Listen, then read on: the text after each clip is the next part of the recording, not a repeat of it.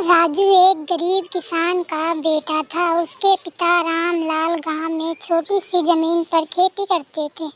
राजू पढ़ाई में बहुत होशियार था, लेकिन गांव के स्कूल में केवल 8वीं तक की ही पढ़ाई होती थी।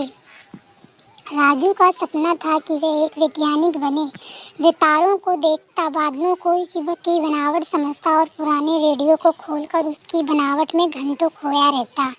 पड़ोसी और रिश्तेदार अक्सर कहते, राजू ये सपने बड़े लोगों के लिए होते हैं, तू भी खेत संभाल जैसे तेरे बाप दादा करते आए हैं। लेकिन राजू की माँ हमेशा कहती, बेटा अगर मन से ठान लो तो कोई भी सपना छोटा नहीं होता। 8वीं के बाद राजू के गांव में कोई स्कूल नहीं था। शहर जाने के लिए रोज़ 7 किलोमीटर पैदल चलना पड़ता था। पैसे नहीं थे, पर दिल में जज्बा था। उसने नंगे पांव चलना शुरू किया।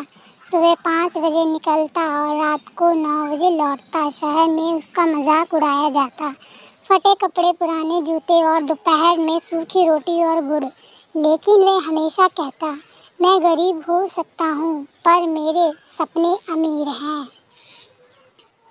10वीं कक्षा में उसकी विज्ञान की अध्यापिका मिस शालिनी ने उसे स्कूल की साइंस प्रदर्शनी में भाग लेने को कहा। राजू ने एक छोटा सा मॉडल बनाया, पानी से चलने वाली मोटर। बाकी छात्रों के चमकदार प्रोजेक्ट के बीच राजू का देसी मॉडल ठंडा लग रहा था। लेकिन जब उसने उसे चलाया तो सब हैरान रह गए।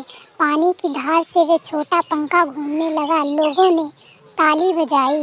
मिस शालिनी ने कहा, राजू तुम में कुछ खास है, तुम में भारत का कल है। वही दिन था जब राजू को एक छोटा छात्रवृत्ति स्कॉलरशिप मिला, जिससे उसकी आगे की पढ़ाई संभव हो पाई। राजू ने 12वीं में जिले में टॉप किया।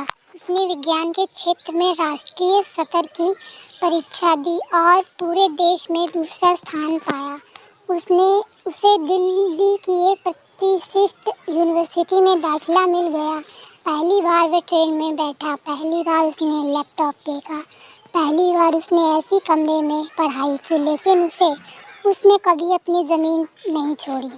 वह अपने कमरे की दीवार पर अपनी माँ और अपने गांव की फ़ोटो लगाए रखता था। राजू ने रोबोटिक्स और क्लाइमेट टेक्नोलॉजी में विशेष अध्ययन किया। उसने एक ऐसी मशीन बनाई जो सौर ऊर्जा से खेतों में पानी पहुंचा सकती थी, ज़मीन की नमी नाप सकती थी, वो भी बहुत कम कीमत में। उसका प्रोजेक्ट पूरे देश में चर्चित हुआ। एक दिन उसे प्रधानमंत्री युवा आविष्कार पुरस्कार मिला। गांव में टीवी वाले आए, पत्रकार आए और स्कूल में बच्चों ने उसे हमारा हीरो कहा। राजू शहर में नौकरी कर सकता था, विदेश जा सकता था, लेकिन उसने अपने गांव लौटने का फैसला किया।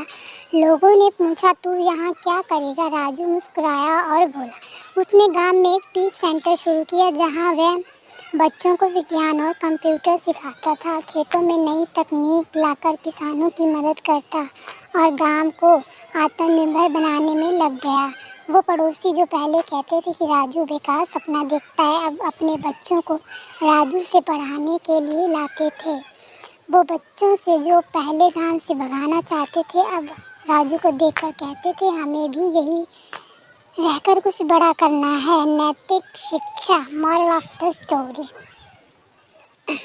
कठिन परिस्थितियाँ मेहनती लोगों को रोक नहीं सकती, बल्कि उन्हें मजबूत बनाती हैं। सच्ची सफलता वही है जो समाज के साथ बांटी जाए। कहानी अच्छी लगी है तो लाइक करें, चैनल को सब्सक्राइब करें। धन्यवाद।